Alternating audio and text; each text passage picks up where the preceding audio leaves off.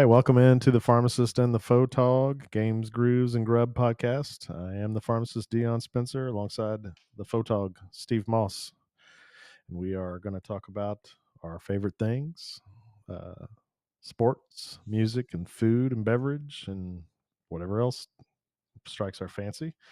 Uh, you want to start with like UK volleyball or?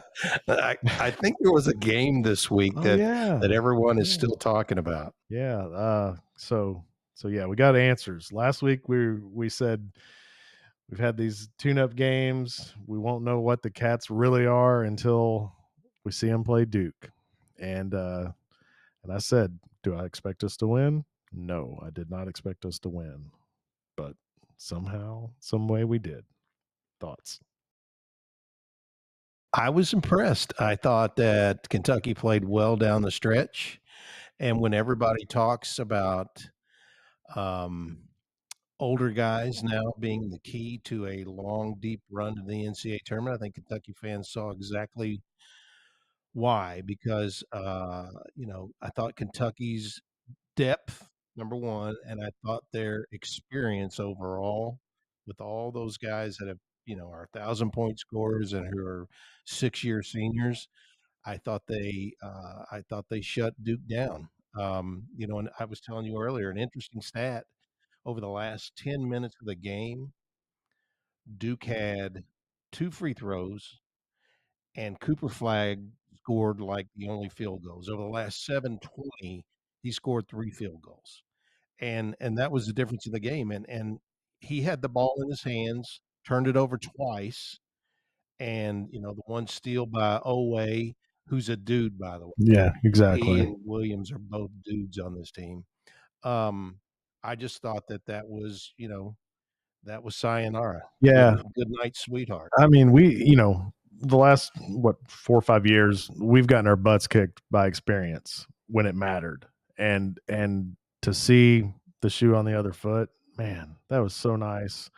I mean, we record this here in my basement that I affectionately refer to as the Pharmacy, and I was down here by myself, and I wasn't, I was on my feet for the last 5 minutes of the game, pacing, jumping up and down, and when we got the first steal, when Owe had the first steal, I thought, "Oh goodness, this could actually happen." And then they knocked down the free throws, and it was totally unexpected to watch what they were able to do because we got off to a hot start Yep. first half. I mean, I think they hit like 4 or 5 of their first 5 3-point attempts, but then went really cold and only hit 2 out of 11 for the final, part of the first half. So that was a little bit unnerving as we kind of unraveled and Duke settled in.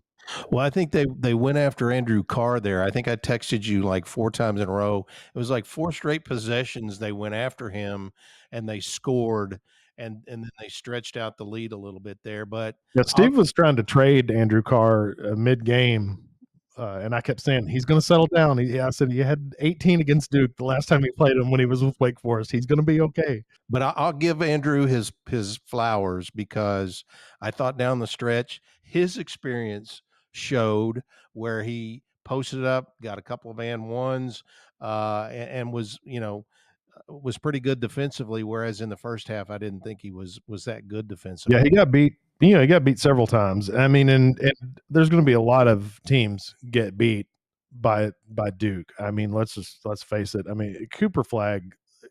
Yeah, the kid. He fumbled it in the last 30 seconds for sure, but it's obvious that he deserves all the accolades because to be 17 years old, to step into that level of game and produce like he did, pretty impressive. And then you've got their center Malawach, who's just a beast. I mean, and Kentucky's fortunate that Cramps got a hold of him because that was a important part of the scenario going down the end of the second half. Yeah, I thought Cooper Flag was as good as advertised. I thought he got a little winded there late in the game, and his inexperience showed. But he, like you said, he is deserving of all the praise and the hype. Um, he's projected as the first pick in the draft, and I think Kentucky fans see why. And I'm with you. I would not want to face these guys again in March. Yeah, I'll be perfectly content if somebody else can knock them out in the NCAA tournament because they're going to improve just like we will. I think if you had told me going into this game that we were going to get 1 point out of Jackson Robinson, uh, then I said, well, we're losing by 20, would have been probably the response. So I have to feel good about the fact that we didn't get any production out of him. So the rest of the season, I think that's what we're going to see from this team. We're going to see guys disappear at times, but there are going to be other guys step up, and we saw that with a couple of players. Yeah, Jackson Robinson learning quickly that this is not BYU, Right. and Kobe Brea learning this is not Dayton. I thought both of those guys got exposed a little bit on the offensive end. Uh, you got to give Kobe Brea credit because he fought through all of that, had some good moments defensively in the second half, and then he made that unbelievable throw in. Ironically, like Christian Laettner Right. and Duke, sorry, pulled on us, in Yeah. '92. Yeah. Kentucky turned the tables. Pope said it wasn't a called play; it was a read, and I mean it was a perfectly thrown ball, and Lamont Butler, of course, goes to the free throw line with just 5 seconds to go. I just thought that was kind of a back breaking scenario right there, and Kentucky goes on to win it. For Mark Pope, a signature win in only his third game, his third regular season game as a UK coach, and it comes against Duke, who he never played. Yeah. Thought that was very cool. Yeah. And to hear his like post game analysis, and we've got a sound bite that we'll splice in here in a second that we were down 9 at the half, and I think we were still down 9 at about the 13-minute mark in the second half. We were down, and but there was a definite shift in the second half in the way we were able to defend them, and that's just Kentucky fans. We're over the last 4 or 5 years, we knew good and well there weren't really going to be any changes come second half, and so I think we were all on the edge of our seats waiting to see, okay, what's Pope going to do here? Is he going to be able to make adjustments? And I think we got that answer. Two things before we play the soundbite from Pope after the game. Brian Milam, my coworker, was at the game in Atlanta, and he was on the baseline nearest the UK bench, and he said he was going back and forth with players all night, just kind of picking their brain. But the thing he said he noticed most was that on a couple of different occasions, one of the players would look at it, would be talking to another player and be saying, "Hey, isn't that the same thing they just ran 10 minutes ago, but only they flipped it a little bit?" And so the players would then notify the coach, "Hey, this is the same set they ran 5 minutes ago, only they flipped it to the other side." And Brian was just taken aback by the fact that, you know, I don't want to bring in John Calipari. And by the way, I did tweet that if Cal had been coaching this team, they would not have won that Same. game. I did the There same. would have been no adjustments. But anyway, we'll let sleeping dogs lie. But uh, with Pope, two things: players are involved and they're engaged while they're sitting on the bench, and the other thing he said was he noticed there were guys behind the bench who had their laptops out. The analytics were constantly flowing during that game, and Pope even talked about going in at halftime, and he's got all this jargon and he's talking over everybody's heads. But to his point, you know. They're constantly trying to make adjustments based on data. Yeah, his analysis, and I tweeted out, posted on Facebook, just a screenshot of like the dialogue, and somebody had asked him about what was going wrong in the first half versus how they managed to clamp the defense down. And I guess to simplify it down, it was basically they were letting Duke set their offense up pretty much too close to the basket. And he said in the second half, we realized that we needed to push that out. We needed to make those plays happen at instead of at 5 and 6 feet, we needed them to happen at 8 and 9 feet. And so they saw the problem and they fixed it. And man, that was just such a glorious thing to see happen. So yeah, it's pretty exciting. I mean, because Duke went from they shot 48% in the first half. They shot 29% in the second half. So obviously the defense did its job. Yeah, let's hear from Pope right now, who talks about in the soundbite after the game. He talks about how the players, as soon as the players get in the locker room, they're already making their own adjustments. The last 10 minutes of the first half was really frustrating against us. We gave up 46 points. That's not characteristic of us. It's not who we are as a team. We had 7 turnovers in the first half. That's not characteristic of us. And I think there was a lot of credit Duke. Duke's a terrific team. I mean, come on, a ton of credit to this great Duke team. But what I was really proud of is guys went and sat in the locker room, and all it was constructive. The guys do most of the fixing before I even get in the locker room. And then you could see that the way they came out to start the second half. It was just sheer resolve and determination, and there was a lot of ebb and flow, and the game almost swung away from us there in that first 8 minutes of the second half, and then the guys kind of reeled it in. It was close the rest of it. So yeah, that's pretty cool to hear players with that kind of IQ, basketball IQ, realizing. And that's the experience thing. Right. I can't expect a 5-star, McDonald's All-American coming in as a freshman to do that. You may get the rare Reed Shepard that can do that, but it's not going to be the norm for sure. So to have this experience and have these guys be able to do it, pretty awesome. But I mean, we got contributions from all over the place. I mean, even with Brad not having a great game, he ended up with 8 points and 5 boards. If you can get your guards to grab 5 rebounds in a game, even though we got out rebounded overall, still we got some rebounds when it mattered. Brandon Garrison came in with a solid stat line, 8 points and 4 boards. So there was just a lot of stuff, and still 17 assists on 25 made baskets. We didn't get up as many threes, I think, as Pope would like, because I think they only shot 25 threes. But credit to Duke for extending the defense to the point where we can't get the threes off. So just exciting. I mean, Kentucky fans were obnoxious. I've been incredibly obnoxious over this win. I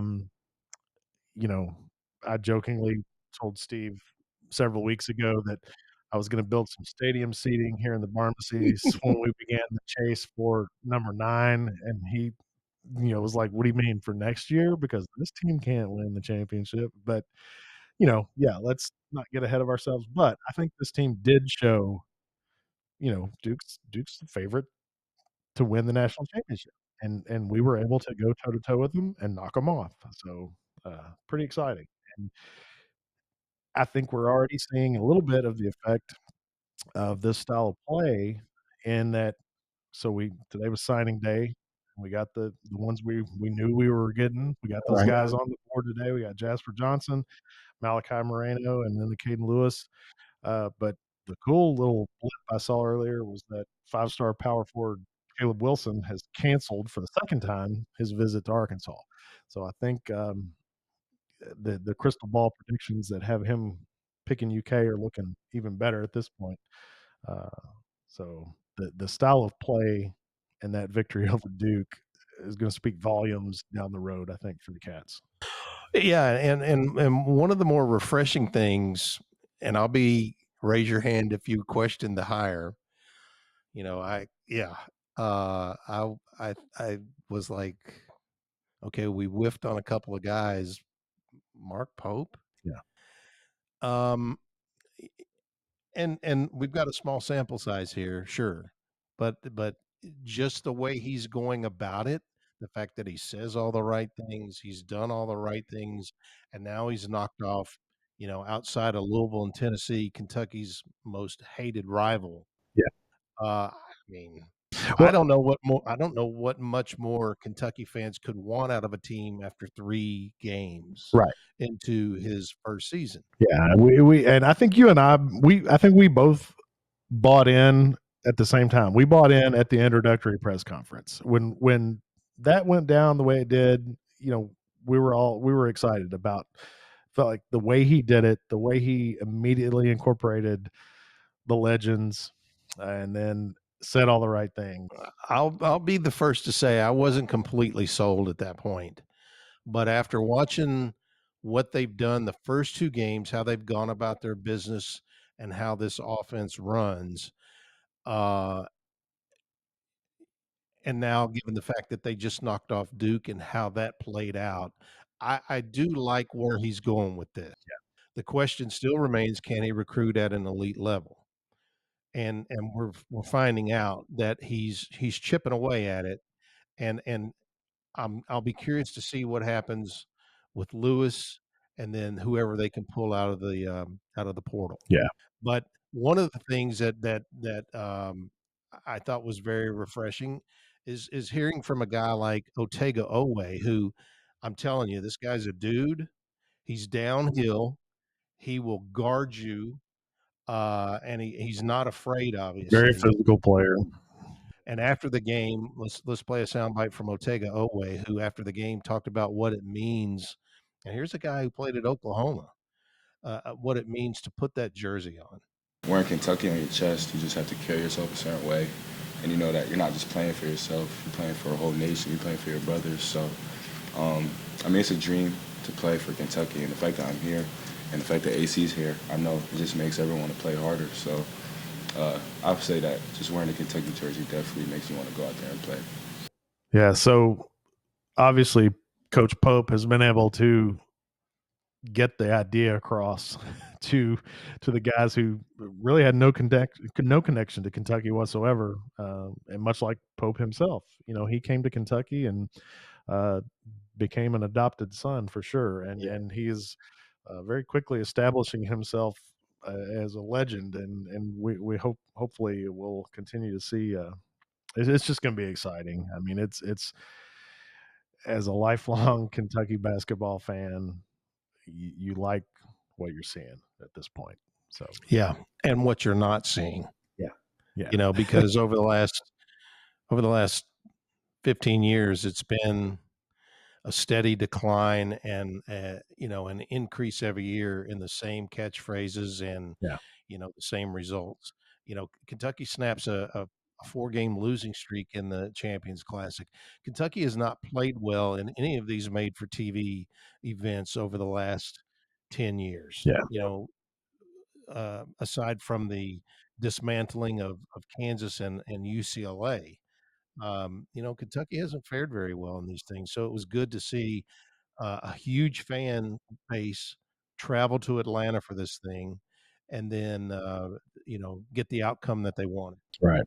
Yeah, so it's exciting. We got some cupcakes on the schedule coming up before we finally get some decent competition again, and I think Gonzaga, and we've got Clemson on the At schedule. Clemson, So and that'll be Little John Arena in the SEC ACC Challenge. so. I mean, there.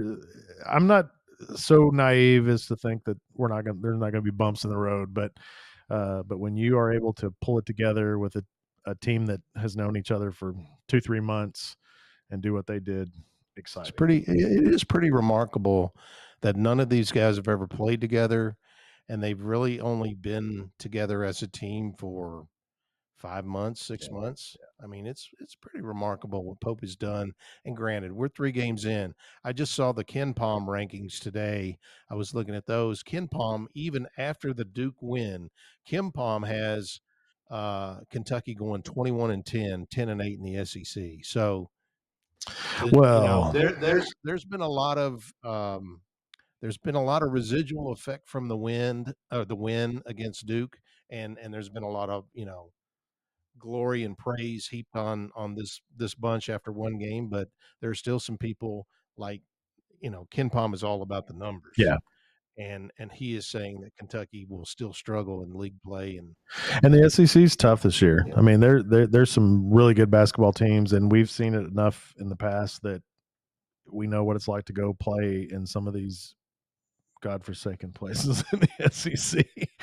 But hopefully, we got a guy who can scheme and scratch out a few inbounds plays and get us some wins that escaped us in the past. But all right, nothing about UK basketball for now. We'll touch briefly on UK football. They were off last week. This week they are playing a dreadful Murray State team. So we're hoping that we put up some numbers this week. Yeah, you got to figure that Kentucky will get a win here. I mean, two things that stand out about the last couple of weeks. It started circulating at the Tennessee game in Knoxville. We were hearing that the rumor that Mark Stoops would step down at the end of the year. Um, and he has flat denied that. In fact, we'll just go ahead and here's a soundbite from Mark earlier this week where he was asked a question by John Wong, who just flat asked him, "Are the rumors true?" I think I've heard you say, I don't want to misquote you, you've been disappointed but not defeated. Correct. And I know you don't pay a whole lot of attention to this, but there's a lot of chatter out there or speculation, innuendo, whatever. People are saying that, hey, you've had enough, you're going to step down at the end of the year, chuck it all, and enjoy life. Can you put those That to rest? just very briefly, 0% chance I do that. So next question. Go ahead, John. All right, so 0% chance unless somebody offers a better deal. I don't know.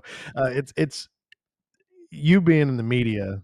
Obviously, you have a little different perspective on it. Me being a fan, um, I love somebody saying there's a 0% chance I'm going anywhere, but I've seen you flirt with multiple teams over the last couple of years, and I think you would flirt with the right team again. Uh, but I'm not so sure that the University of Kentucky would fight at this point to keep him. I don't think they would. No. But Well, first of all, they're paying him $9 million. He's not going to find that really anywhere else. There's probably only a select few schools that could pay him what he's making now. And Mark might be the type that's like, you know what? I don't need $9 million. I just need a place where I can work with NIL and not have to fight it every day of my life. I mean, he's even talked about roster management this week where they thought they were going to have 95 scholarships and now it's down to 85, and he's overpromised some people, and he said, "This is what I've done all week. I'm trying to prepare my team for a game, but yet I'm worried about roster management for next season." I mean, that's the kind of stuff that drives him nuts. yeah, I talked to him back in June. He was doing a fundraiser over in Richmond for Walt Wells, who's the EKU head coach. Walt and Mark are friends. Walt was on staff at UK when John Schlarman got sick. Walt was an offensive line coach at EKU, was an offensive line coach at Tennessee. He came on board and was just kind of, waiting in case something bad happened. Walt and I became friends. Um, Went over there to this event over in Richmond for fundraiser for EKU, and I'm like, "Hey, Mark, how's it going?" "Well, this is what I do every night now." I'm like, "What do you mean?" He goes, "I am fundraising every single night of the week, and it's June, not August or September or October, but June." And so this is the kind of stuff that drives him wild. I think it's the kind of thing that had him looking at Texas A&M because there's just oodles and oodles of money at A&M because of the oil money. So I don't know if Mark wants to be here or not. I haven't, heard anything to the contrary, but you know,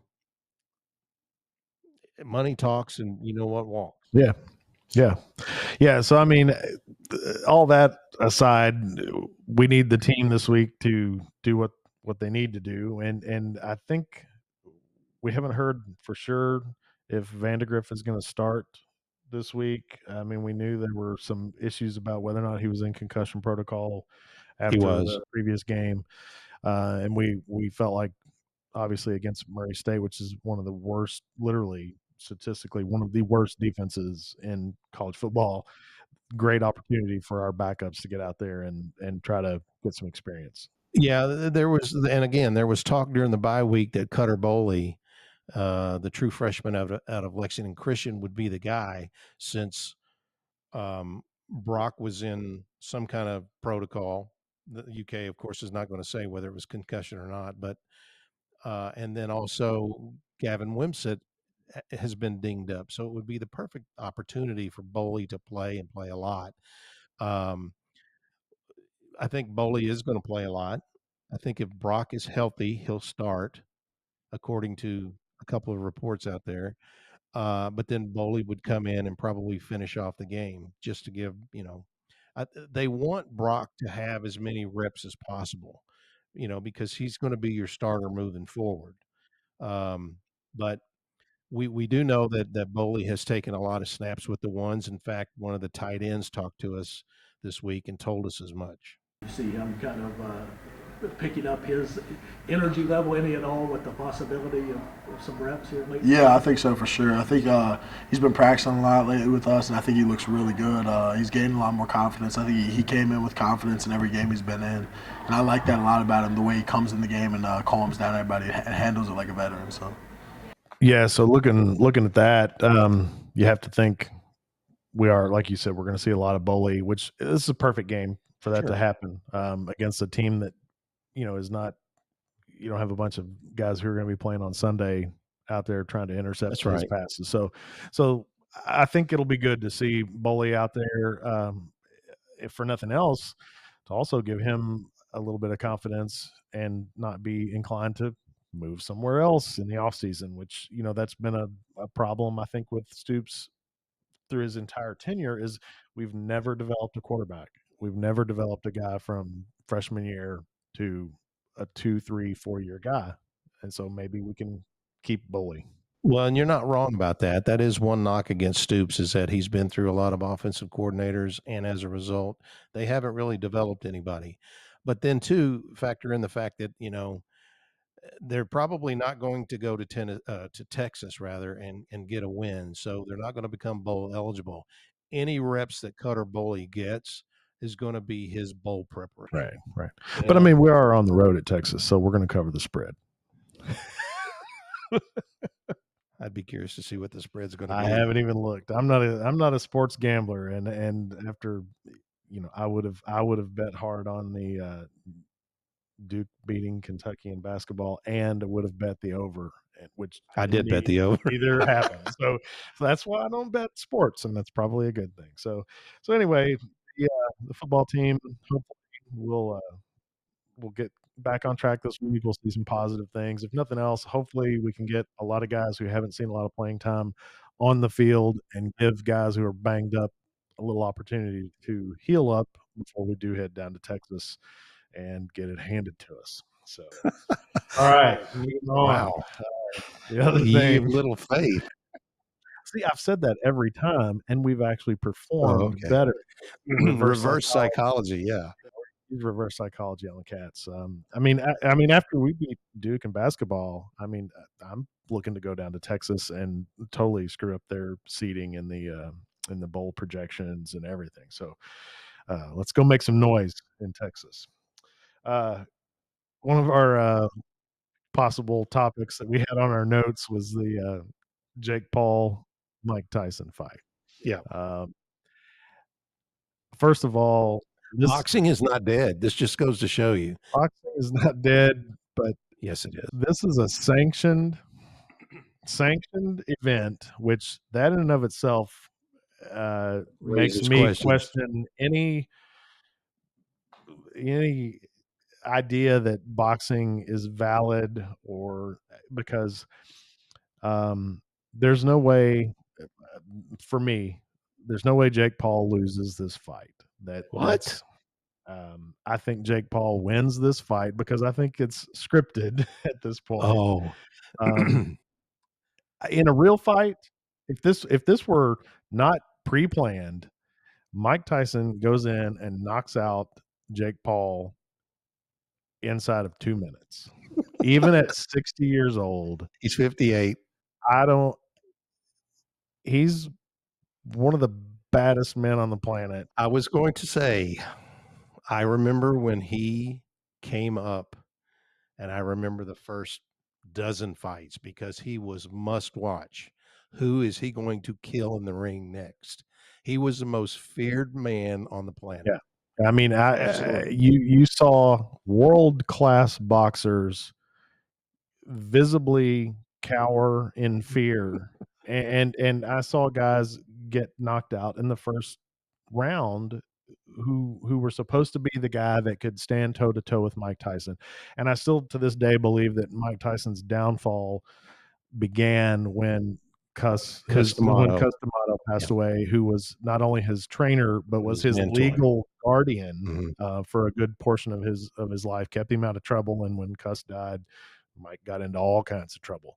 But Jake Paul, I think I've seen clips of a handful of his quote unquote fights.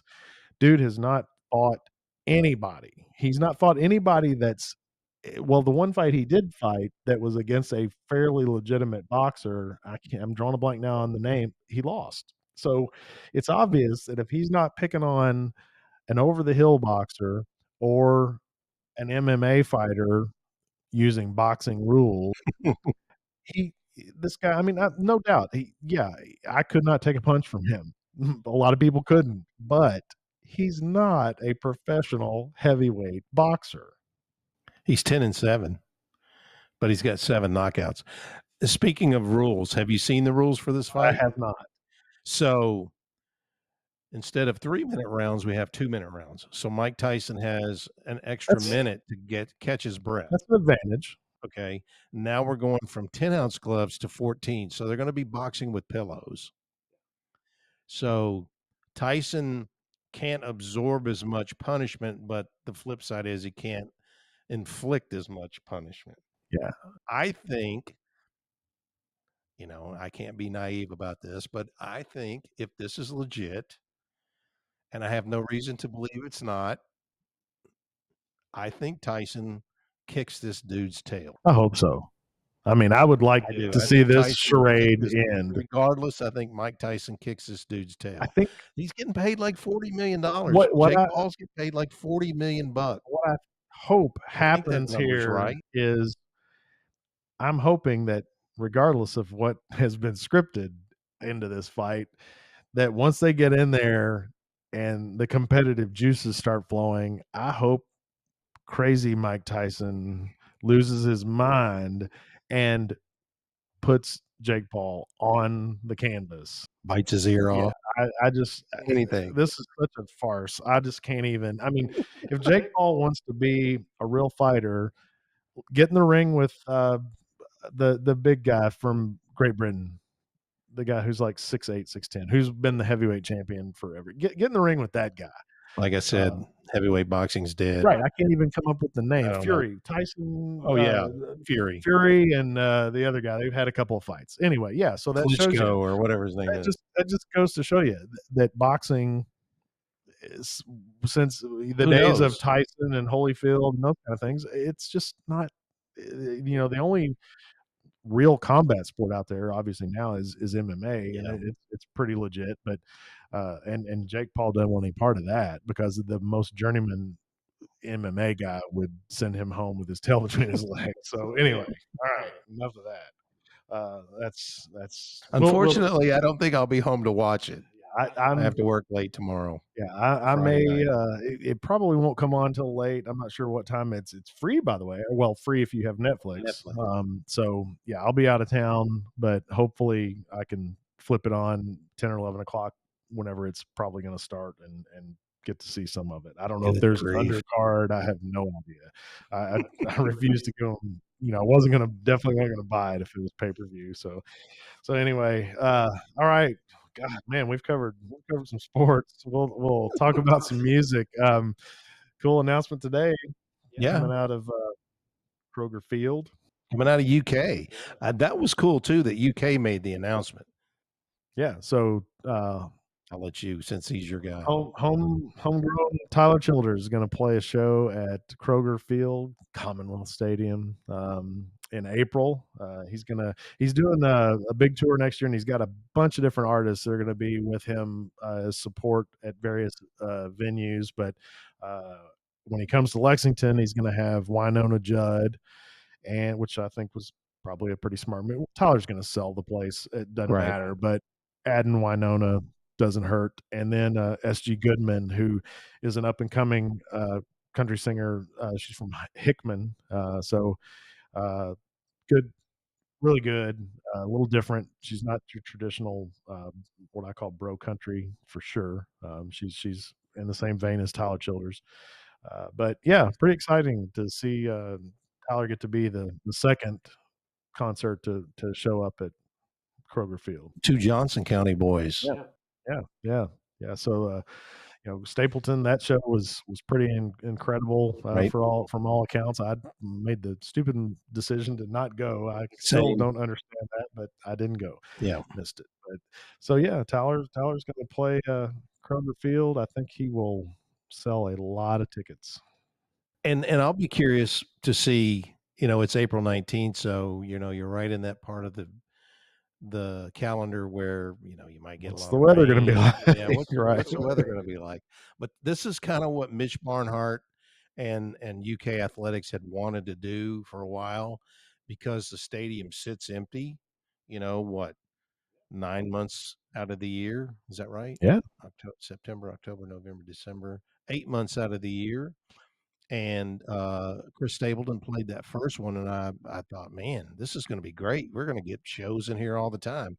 And then And crickets. then nothing. Right. After Stapleton played, we got crickets. I was over there though the day of the concert when Stapleton played, and it's very cool because you walk into Kroger Field for a football game, and it's set up in a certain way.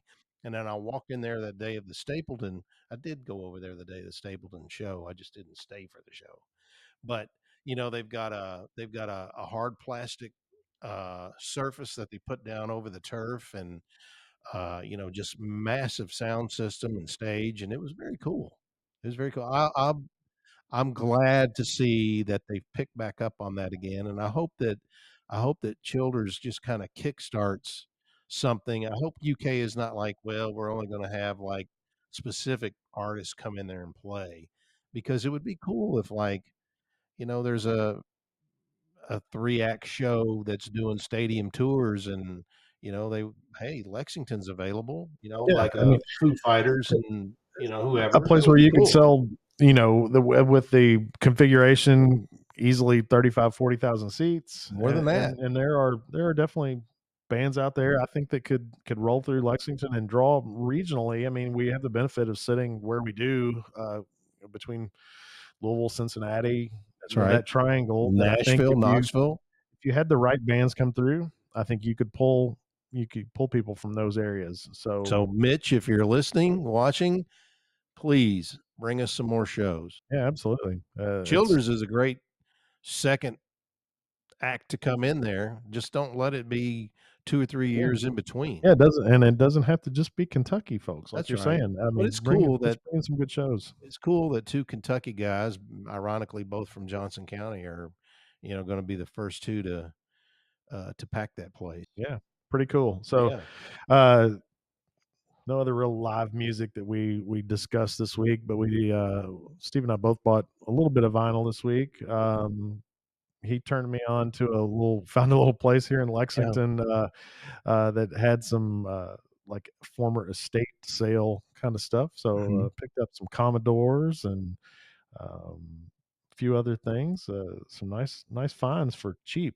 Anytime you can find some $2 and $3 albums, it's always a good thing. Yeah, we were actually doing something for TV at this little place called Remix Market over on Industry Road in Lexington. And basically what they do is they take estates, folks who are trying to get rid of some stuff, they'll resell it, and then the proceeds go for Children's Advocacy Center in Lexington, which is very cool. And we were in there doing a TV show on them, and she pointed out the fact that she had this big crate of vinyl, and I'm like, hold on. Yeah. So I started digging, and I said, how much do you want? She goes, $3 a piece. I'm like, okay, there's surely something in there that I'm going to buy. And I ended up taking 5 home. Yeah. So Steve Winwood, Anita Baker, some jazz, and then some one funk album. And yeah, so give them a shot, give them a check them out over there on Industry Road. Yeah. Remix. It has nothing to do with music, the remix part. They also have an old console, an old stereo console that I'm interested in, and like refinishing this thing and gutting it and putting brand new stuff in. Yeah, I think that would be very cool. Yeah, they had some interesting stuff in there. They had if you're if you're interested in decorating your house for Christmas, this Golly. place, the entire front of this store was loaded with Christmas decorations that That were, came out of one yeah, house. and they were really, really nice. It was really Yeah. nice stuff. So, yeah, highly recommend getting over there. Even if if you're not a vinyl person, go there and check those folks out because they're. I didn't check the prices on the Christmas stuff, but I can only assume that it was It was decent. reasonable and affordable. So, Yeah. yeah, and the fact that your money, you're going to get something that you enjoy out of it, but also then your money's going to go to a good cause Right. like that. So, very cool. But I went up.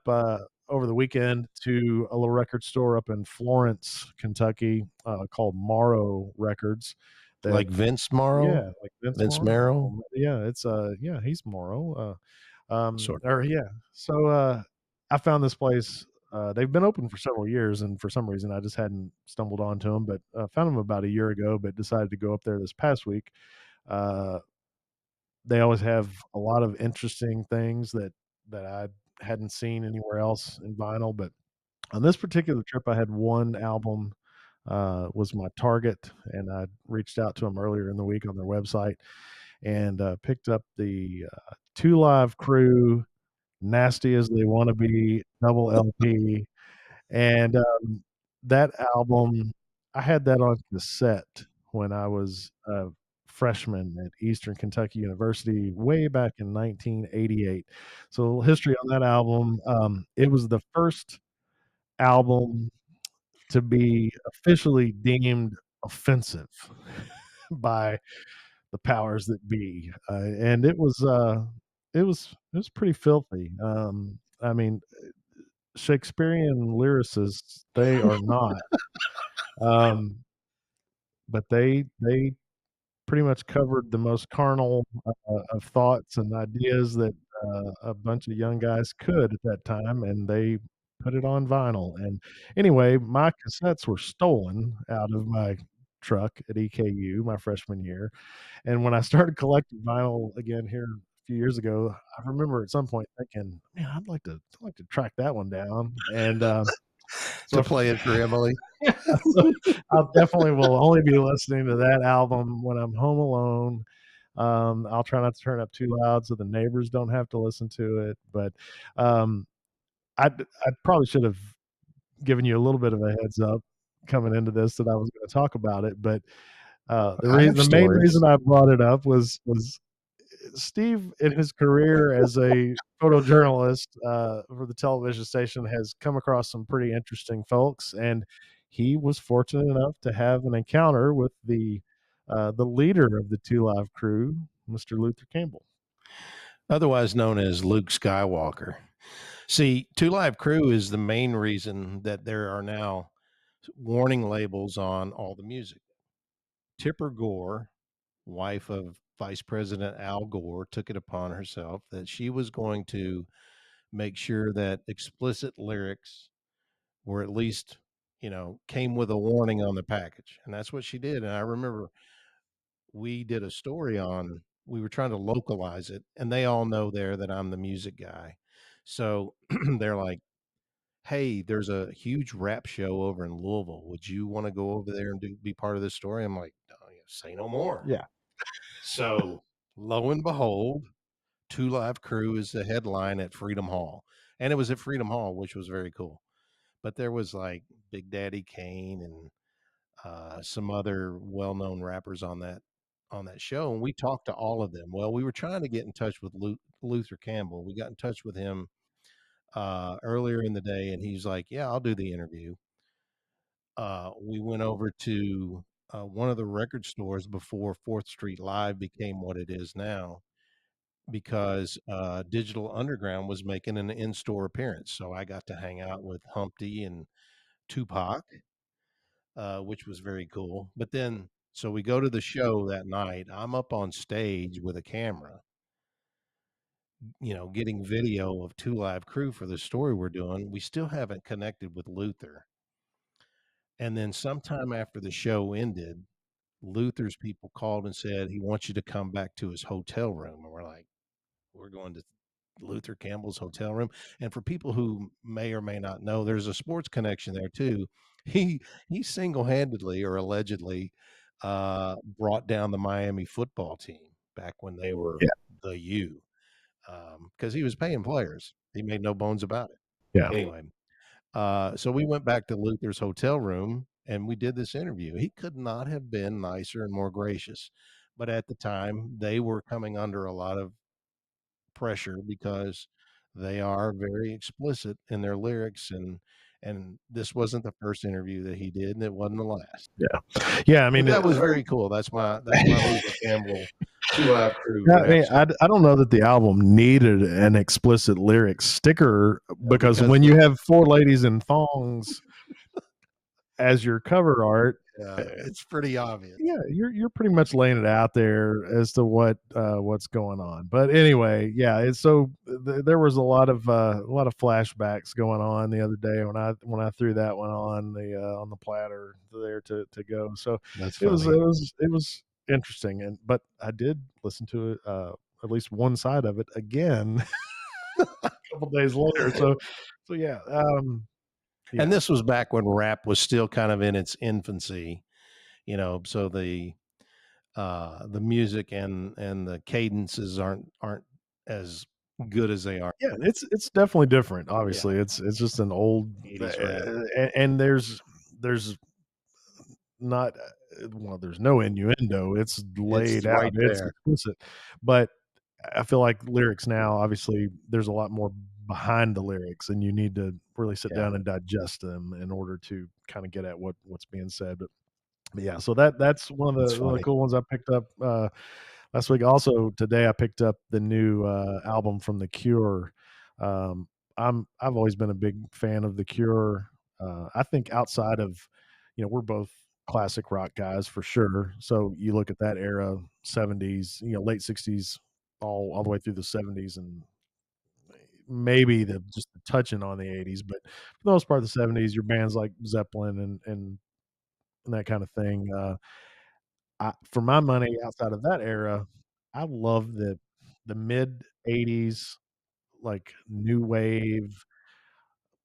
The Yeah, British funk. even some of that.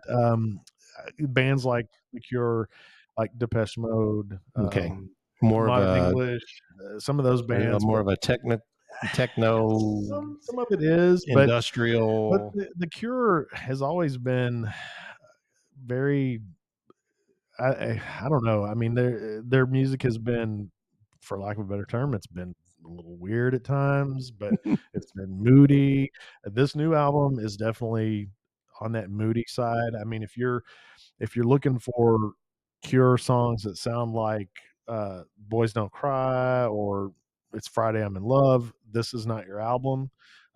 It's definitely just moodier and I guess more introspective. It's actually a lot more instrumental in parts. I think the first song on the first side, gosh, it probably plays nearly 3 minutes before there are any lyrics whatsoever. So, but the album is good, very good. And I was telling you, I'd really like to see them on tour. I'm hoping that they expand that upcoming tour. Is this because this album just hit number one in the United Kingdom, and it's the first number one album for The Cure in over 30 years. Yeah, So it's crazy. yeah, pretty nuts. Lead singer could probably ditch the lipstick and eyeliner at this point. I mean, he's older than me for sure. Robert Smith. Yeah, he's looking a little rough. I mean, I get that that's your thing, but I mean, if Kiss can keep wearing makeup until they're 70, then sure, knock yourself out. But yeah, some good stuff to listen to, and I'm sure the upcoming weeks will bring more. So I didn't do a whole lot on the food scene this week. No. I was a bachelor over the weekend, and I did make it over to Mirror Twin on Friday evening. And if you're not familiar with Mirror Twin, they're on National Avenue over in Lexington. Uh, they have two buildings. One side is more focused on the beer. The other side, you can do cocktails. but on both sides you can eat from the Rolling Oven Pizza Company, which is very good. excellent. And the night that I was in, Friday night, they had a steak sandwich special. It was a steak sandwich with a chimichurri and onions, and I ordered that. Fantastic. As always, they always do a great job. And Mirror Twin's always going to have some sort of hazy IPA on tap, which they did. I tried. I'm drawing a blank on the name of it now, but very good. They have new ones every week, so it's kind of hard to keep up with them. But I did pick up to go. I grabbed a little late to the party on this, but their anniversary stout, which is what I'm drinking here tonight. It's Chernobyl, which this was their 8th anniversary. I don't know, honestly. I'd have to go back and check. I don't know if they've done Chernobyl every single year, but at least for the last 5 or 6 years, they've done Chernobyl. It's a big Russian Imperial Stout, barrel aged nearly 2 years. This particular one, nearly 2 years in Buffalo Trace barrels. It's a big boy. It's 12.5%. Yeah, I had some. It's a big boy. But and I'll be quite honest. And I think even if I were to get a quote from the brewers and the owners over there, there have been hits and misses with this particular beer. They usually release it with some variations every year. They'll do the base beer and then they'll do some variants on it. And some of the variants have hit the mark. Some have not. I'll leave it at that. This one this year, they went with just the base beer, and it is phenomenal. So I think the idea that they focused on the one and they dialed it in this year. So it's very, very good. They do still have it on in cans at the tap room. So highly recommend getting over there to pick some of those up. Very good. I highly recommend sharing it with someone because it is a big boy can and it's a big boy ABV. So you definitely want to not take down too many of those. It's not your 4 or 5 Bud Light night. How would you describe the taste? It's so it's barrel aged, obviously. So you do get a little bit of the bourbon barrel characteristics. Yep. Lots of chocolate, roast, hints of like you felt like Coffee. you picked up a little coffee, and I think that's common with the Russian Imperial. You're going to get those roasted malts that will give you those same characteristics. So, and where this one stands out this year is there's a certain element of thickness you want in the body of a big stout, and this one has that. And when I say that, I mean that it coats the tongue just a little bit as you drink it. So it that flavor kind of lingers there a little bit. And this one definitely fits the bill. So good work by Mirror Twin over there. So if you've not checked them out, that's a really happening area. National Avenue. You've got Mirror Twin down there. You've got obviously Rolling Pizza within their venues there. You've got Eppings. Eppings, which is a fantastic restaurant Yep. in Lexington. It's one of the top 5 or 6 probably places to eat in Lexington. And this is not to deviate from the beer, but this is Bourbon Week in Lexington. Eppings is one place that's actually taking part in Bourbon Week. Yeah, and also over there on National, you've got the Void Sake Company. Yep. Fantastic little spot there, and it's not just sake. They're taking the idea of traditional sake, but they're putting some spins on it. Thanks to one of the co-owners who also brews and works at Ethereal. So they're putting some interesting twists on traditional sake. You also have Blue Door Smokehouse Right. down there, which is, for my money, the best barbecue in Lexington. There's a couple that are close, but Blue Door consistently delivers. And you can also then you can top it off with dessert over at Sabs, Chill my guy from Sav. Good man. yeah, just And a cool little place. yeah. So the whole area down there, I encourage you to get out and frequent some of those places, give them a shot, and just enjoy what Lexington has to offer for sure. Outside of that, Got nothing. and nothing else. We were going to talk about next week, hopefully, a resounding UK football victory. We'll talk about the continual evolution of the men's basketball team. And The women got a big recruit too. We failed to mention. yes, Yeah. absolutely. Kaylin, what is her last name? I read the wrote it article down. today. Yeah. But she's a 5-star, Five-star top 15 player. so Top 15. things Anyway. are headed in the right direction. Kenny Brooks going to have a sneaky good team. The team is looking good. So anyway, we will probably have some new beer, new vinyl Hopefully, to talk about next week, and just a couple of wins on the football field and the basketball court. so whatever strikes our fancy. But all right, I think that'll do it for tonight. Till next time.